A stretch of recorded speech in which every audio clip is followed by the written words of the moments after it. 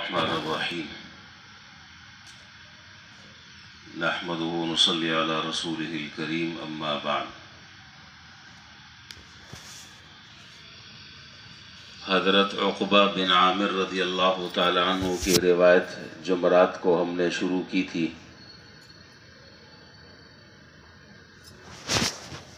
اگلے دن جمعہ تھا تو جمعے سے متعلق کچھ باتیں عرض کی تھی جس کا اس روایت سے تعلق نہیں تھا۔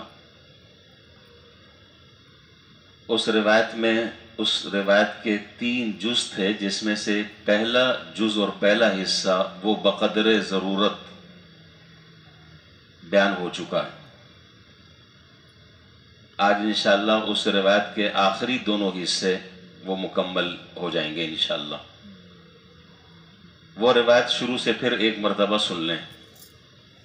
حضرت عقبہ بن عامر رضی اللہ تعالیٰ عنہ کہتے ہیں کہ میں نے جناب نبی کریم صلی اللہ علیہ وسلم سے سوال کیا کہ یا رسول اللہ من نجات، اللہ کے رسول نجات حاصل کرنے کا کیا طریقہ ہے؟ نجات حاصل کرنے کا کیا طریقہ ہے کہ آدمی اللہ تعالیٰ اس کو نجات عطا فرما دیں اور آخرت میں اس کا بیڑا پار ہو جائے، کشتی کنارے لگ جائے۔ آپ نے 3 باتیں جواب میں ارشاد فرمائی۔ پہلی بات آپ نے ارشاد فرمائی امسک علیک لسانک، اپنی زبان کو اپنے قابو میں رکھ کر لو، اپنی زبان کو اپنے قابو میں کر لو۔ یعنی کوئی لا یعنی بات، کوئی لا یعنی کام، کوئی بیہودہ فضول گوئی، کوئی گناہ کا کام اس زبان سے سرزد نہیں ہونا چاہیے۔ خیر کی بات زبان سے نکالو، قل الخیر وإلا فاصمت، خیر کی بات زبان سے نکالو جس سے دوسرے کو کوئی دنیاوی اعتبار سے یا دینی اعتبار سے کوئی فائدہ پہنچ سکتا ہو تو زبان کھولو، وإلا فاصمت، ورنہ خاموش رہو۔ اس سے متعلق بات ہو چکی ہے۔ تو پہلی بات تو آپ نے یہ ارشاد فرمائی۔ دوسری بات ارشاد فرمائی وَلْيَسَعَكَ بَيْتُكَ، وَلْيَسَعَكَ بَيْتُكَ، تمہارے لیے تمہارا گھر کافی ہو جائے، تمہارے لیے تمہارا گھر کافی ہو جائے۔ کیا مطلب؟ اس کا بڑا وسیع مفہوم ہے۔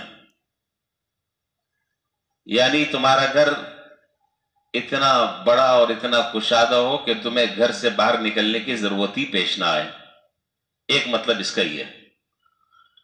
اور دوسرا مطلب یہ ہے کہ حتی الامکان اس بات کا اہتمام اور اس بات کی کوشش کرو کہ زیادہ سے زیادہ وقت تمہارا گھر کے اندر گزرنا چاہیے۔ جب تم باہر نکلو گے، دیکھیے ضرورت کے وقت نکلنا ایک الگ مسئلہ ہے۔ کسی کو کوئی تجارت کے لیے جا رہا ہے، کوئی ملازمت کے لیے جا رہا ہے، کوئی نوکری کرنے کے لیے جا رہا ہے، کوئی دہاڑی پر جا رہا ہے، یہ ایک الگ مسئلہ ہے، اس میں کوئی حرج نہیں ہے۔ لیکن ان چیزوں کے علاوہ زیادہ وقت تمہارا باہر نہیں گزرنا چاہیے، زیادہ وقت تمہارا گھر کے اندر گزرنا چاہیے۔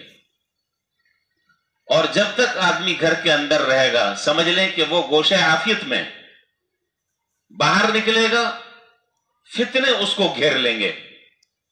اور ہم جس زمانے میں زندگی گزار رہے ہیں یہ زمانہ فتنوں کا ہے، اور اس فتنوں کے زمانے سے متعلق حضور صلی اللہ علیہ وسلم کا وہ ارشاد بھی یاد رکھیں کہ جس میں آپ صلی اللہ علیہ وسلم نے ارشاد فرمایا جب فتنے کا زمانہ ہو تو کیا کرنا ہے تمہیں؟ کونوا احلاس بیوتکم، اپنے گھروں کے ٹاٹ بن جاؤ، اپنے گھروں کے ٹاٹ بن جاؤ، بلا ضرورت گھر سے نہیں نکلو، نکلو گے فتنے میں مبتلا ہو جاؤ گے۔ اور بہت معذرت کے ساتھ بہت سارے لوگوں کے حالات میرے سامنے ہیں کہ جن کے گھروں میں طلاق واقع ہو گئی ہے، لوگوں نے اپنے حالات بتائے، طلاق واقع ہو گئی، جب تحقیق کی تو پتہ چلا کہ جی سب سے مین مسئلہ یہ ہے کہ گھر پر وقت نہیں گزارتے، دوستوں میں وقت گزرتا ہے، نہ بیوی کے لیے ٹائم ہے، نہ بچوں کے لیے وقت ہے۔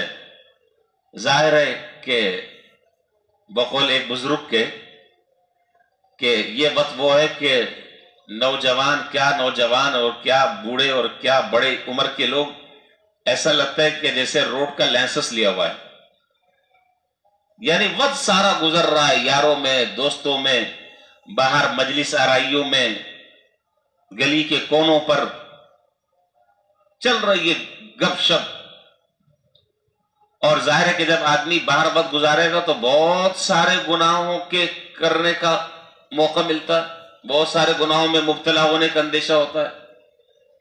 سب سے پہلا تو یہی کہ آدمی اپنی نظروں کی حفاظت نہیں کر سکتا، نظر بچانا مشکل ہے، پھر اس کا تذکرہ، اس کا تذکرہ، اس پر تبصرہ، اس پر تبصرہ، تو سارے گناہ جو ہیں وہ ہو رہے ہیں گھر سے باہر۔ اگر آدمی بوقت ضرورت گھر سے باہر نکلے اور بقیہ ماندہ وقت جو ہے وہ اپنی بیوی اور بچوں کے ساتھ گزارے تو انشاءاللہ اللہ تعالیٰ اس کو عافیت عطا فرما دیں اور باہر کے فتنوں سے وہ محفوظ ہو جائے۔ ایک بات تو یہ۔ دوسری بات یہ ہے کہ جب آدمی گھر میں وقت گزارے گا تو بچوں کی تربیت کرنے کا موقع ملے گا، بیوی سے بات چیت کرنے کا موقع ملے گا، بچوں سے اظہار خیال کا موقع ملے گا، وہ اپنے دل کی بات آپ کے ساتھ کر سکیں گے، آپ ان کی تربیت کر سکیں گے، انہیں اچھی بات آپ ان کے کان میں بات ڈال سکتے ہیں، ان کے ساتھ اٹھنا بیٹھنا یہ ایک عبادت۔ اور آج ہماری ساری خوش اخلاقی، میں بات بہت کلیئر کر رہا ہوں، آج ہماری ساری خوش اخلاقی، ہمارا سارا ہنسنا اور مسکرانا وہ گھر والوں کے لیے نہیں ہے، وہ باہر یاروں اور دوستوں کے لیے۔ آپ مجھے بتائیں کیا آپ کی اس خوش اخلاقی کے مستحق آپ کے گھر والے نہیں ہیں؟ کیا آپ کی خندہ پیشانی آپ کے بچے دیکھنے کے قابل نہیں ہیں؟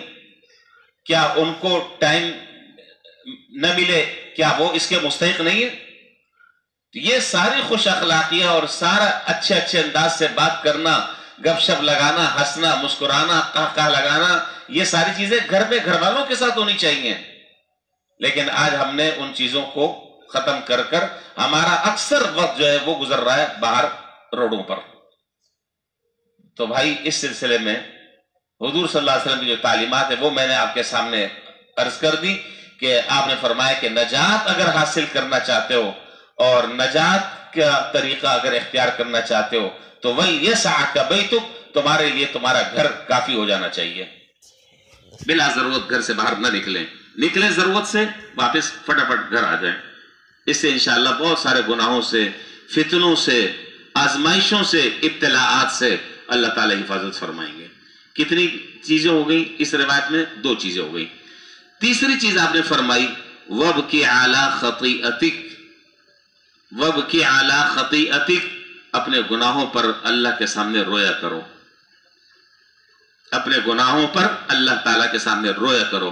اور حضرت ثوبان رضی اللہ تعالیٰ عنہ مشہور صحابی ہیں، وہ سرکار دو عالم نبی کریم صلی اللہ علیہ وسلم کی روایت نقل کرتے ہیں۔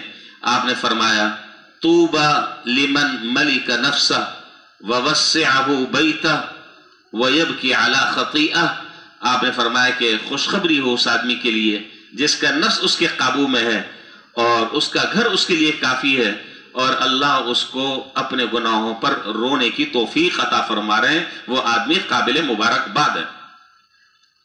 تنہائی میں بیٹھ کر اللہ کے سامنے رونا، اپنے گناہوں کی معافی مانگنا۔ اور حدیث میں ہے کہ حضرت عبداللہ بن عباس رضی اللہ تعالیٰ عنہما کی روایت ہے، آپ نے فرمایا کہ عینانی لا تمسہم النار، 2 آنکھیں ایسی ہیں کہ جن کو جہنم کی آگ نہیں چھوئے گی، 2 آنکھیں ایسی ہیں کہ جن کو جہنم کی آگ نہیں چھوئے گی۔ من بکت من خشیت اللہ، العین بکت من خشیت اللہ، ایک تو وہ آنکھ جو اللہ تعالیٰ کے ڈر سے روتی رہے، اور دوسری وعین باتت تحرس فی سبیل اللہ، اور دوسری آنکھ وہ کہ جو اللہ تعالیٰ کے راستے میں پہرا دیتے ہوئے جاگتی رہے۔ یہ 2 آنکھیں قیامت کے دن جہنم میں نہیں جائیں گی۔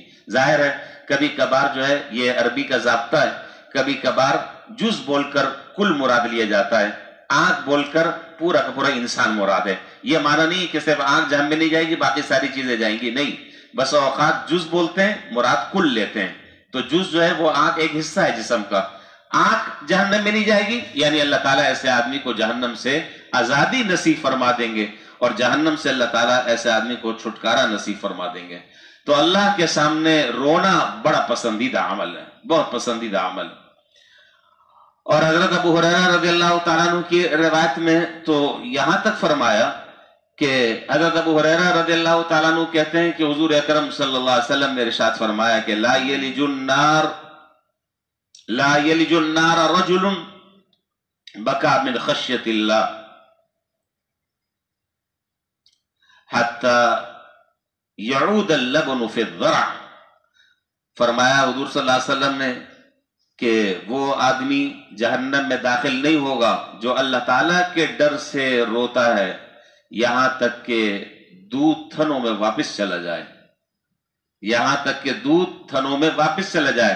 ظاہر ہے یہ ایک تشبیہ ہے، کس بات سے؟ کہ دودھ کا تھنوں میں واپس جانا جس طریقے سے محال اور ناممکن ہے، اسی طریقے سے اللہ کے ڈر سے رونے والی آنکھ کا جہنم میں داخل ہونا محال اور ناممکن ہے۔ اللہ تعالی ہمیں ان تینوں صفتوں کی اختیار کرنے کی توفیق عطا فرما دیں کہ زبان بھی ہمارے قابو میں ہو اور گھر بھی ہمارے لیے کافی ہو جائے، اور ہم اپنے گناہوں پر اللہ کے سامنے روئیں، توبہ کریں، استغفار کریں، اور آئندہ گناہوں سے بچنے کا اللہ کے سامنے عزم کریں۔ یہ تین طریقے اگر حاصل ہو گئے تو انشاءاللہ اللہ کے رسول صلی اللہ علیہ وسلم کے فرمان کے مطابق انشاءاللہ اس آدمی کو دنیا اور آخرت میں نجات مل گئی۔ اللہ ہم سب کو عمل کی توفیق عطا فرمائے۔ وآخر دعوانا ان الحمدللہ رب العالمین۔